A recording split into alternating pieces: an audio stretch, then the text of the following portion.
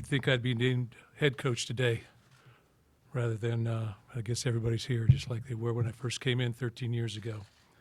I thought the first thing I'd do is read my statement, one that I really crafted last week on an airplane as I went from place to place throughout the entire week. But I think that I want to read it because I wanted you to understand and feel the sincerity of this letter, or this, whatever we got here, statement. Today marks one of the most difficult decisions that I've ever made here at Michigan State. First, I'd like to thank our fans, alumni, our administration, both past and present, and especially our current past players and coaches for all their support, hard work, and dedication over these last 13 years. You have truly helped make my dreams come true. I mean that in every sense of the word. Every February since 2007, I have reset this program in preparation for the next year's challenges. After much reflection, discussion, and prayer with my family, I feel that now is the time for change as we enter into a new decade of Michigan State football. I told our players on many occasions that Michigan State is bigger than any one person. It's the program that's so important. Someday there will be someone else here talking to you from this podium. That day has come. There have been so many amazing life moments in the past 13 years. When I reflect, I think of our Big Ten championship games, our Big Ten championships, 3, the big games that we played in, the playoffs, the bowl games, the bowl wins, the moments, the milestones, the graduates, and the many NFL opportunities our guys have had, and finally, and perhaps most importantly, the relationships made. This job has always been a 24/7, 365-day-a-week, a year position. There's no downtime in it, not any whatsoever. It is filled with the demands and challenges of managing games, players, coaches, recruits, donors, staff, media, an enthusiastic fan base, and competition at the very highest level. I will miss all of it, but feel the sacrifices that I have made away from my family must now become my priority at this time in my life. My plan is to stay on within the university and athletic department in a role involving special projects, especially transitioning our players, both current and incoming, to their next challenges. It has truly been an honor and a privilege to serve as the head coach at Michigan State football. Truly still humbled by that aspect. I will forever be a Spartan.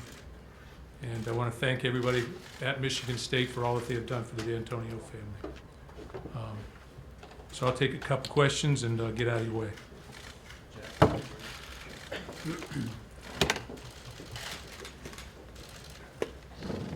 Mark, from the time that you told everyone you would be back next year and you were looking forward to the challenge, what changed and when did you know that this was the time?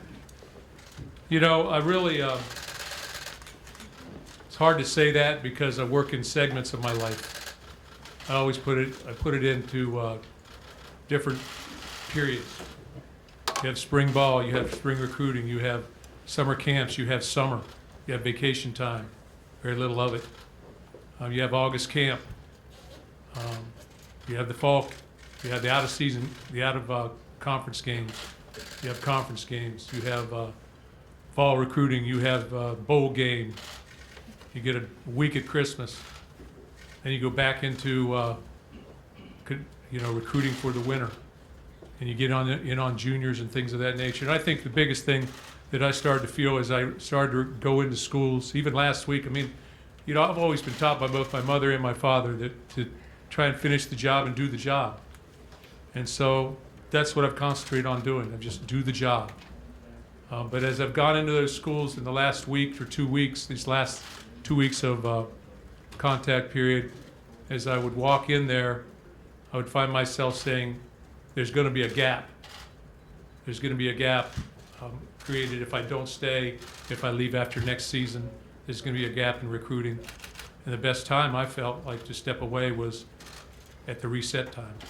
When you reset your football team, when you get ready for spring ball, when you critique what you've done, all the different aspects of that, I just felt like, you know, this was a decision that had been weighing on me probably for, you know, I don't think it's any any big secret, probably for quite a while.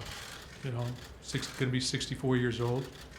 And it's something I thought about, and you know, after discussion with my wife, and want to spend more time at home with Becky and being able to see my girls who are no longer in town.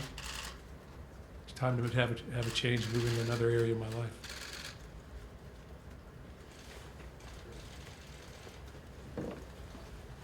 Mark, I guess, how would you define your legacy from this point? We asked you that question in August. How would you define your legacy at this moment?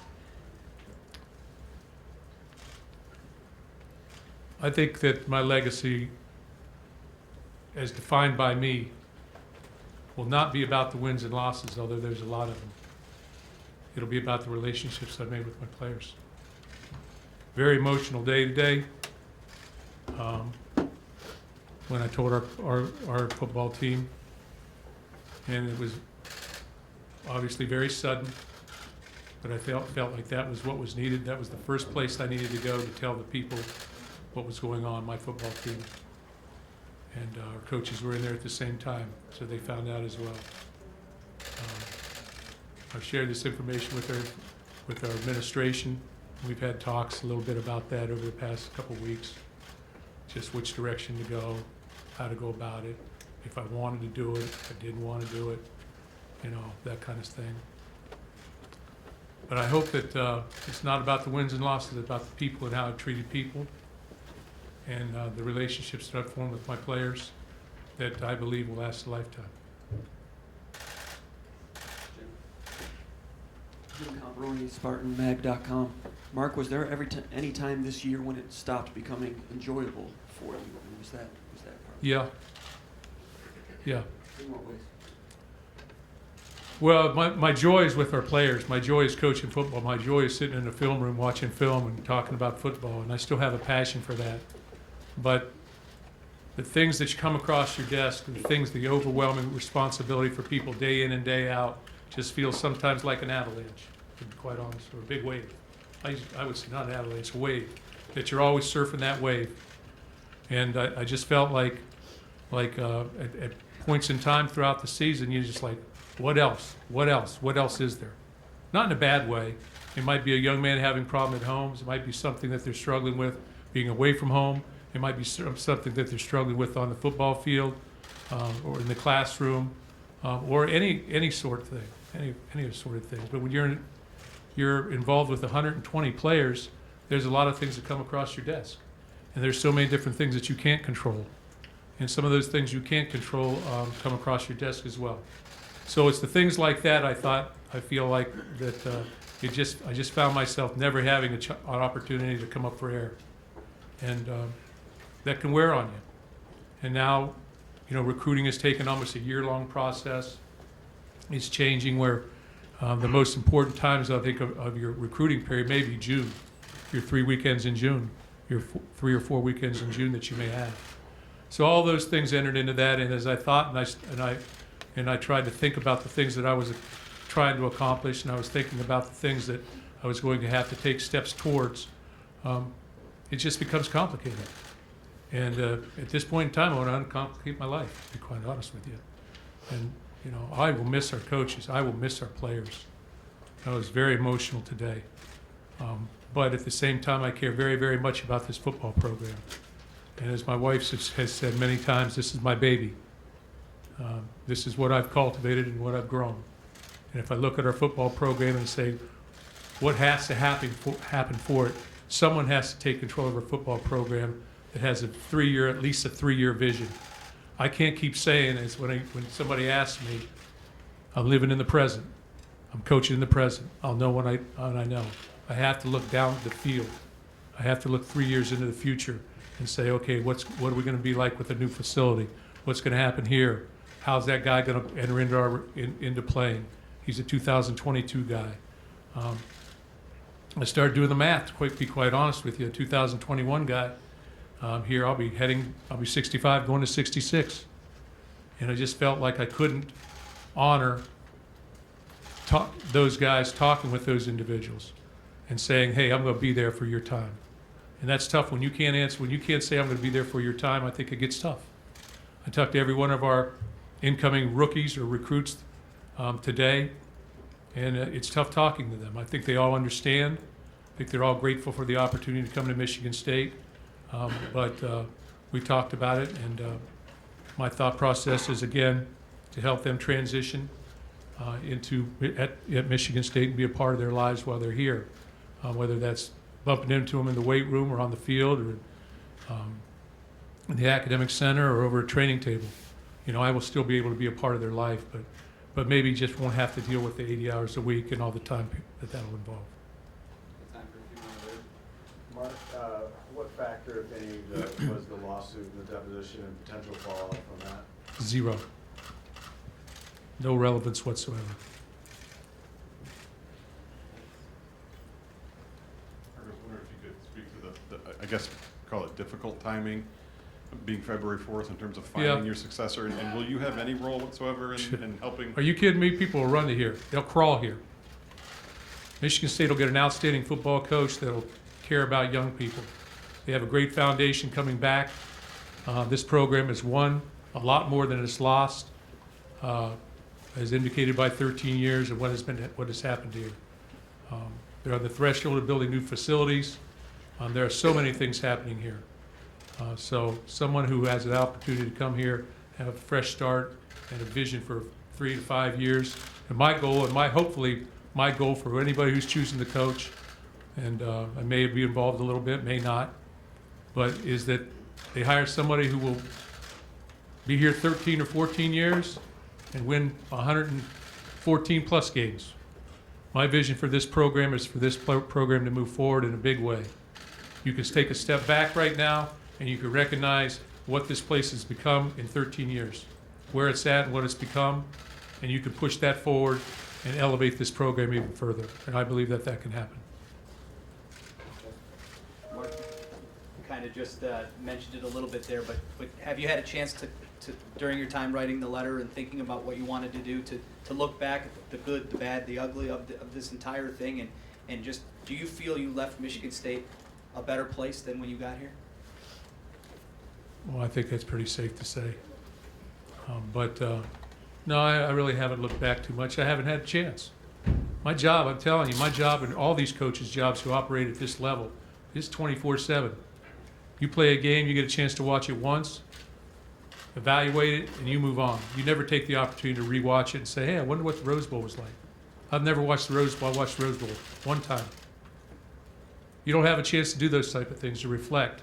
You have a chance to see your young people and reflect with them a little bit. When guys come back, Kari Willis came back this week, but you have very, very little time for yourself to be able to reflect on the things that you've been able to accomplish, because you're always trying to move forward. And that's what we've tried to do here, and that's what I've tried to do, and I've tried to keep it like this. In Michigan State, from the first day I walked in this place, I've said many, many times, if we can just go like this, you can be extremely successful. And I said that on the first day that I walked in here, and I'll say it on the last. Time for a couple more, Jen, and then Madeline. Hey, Mark, to the end that you say you want your legacy to be how you treated people, what do you want the players, how do you want the players that you coached and the men whose lives that you helped mold to remember you? What is the most important lesson that you want them to take forward from Mark Dantonio? I told them the truth, good or bad. I told them how it was, and I was real with them. I was a mentor to them.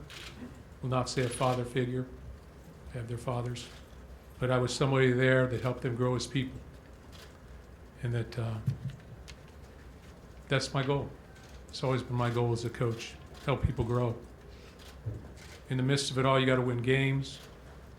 You got to graduate players. You got to make sure they stay out of trouble. Nothing's foolproof, but I did my very best, and I did them with their best interests in mind.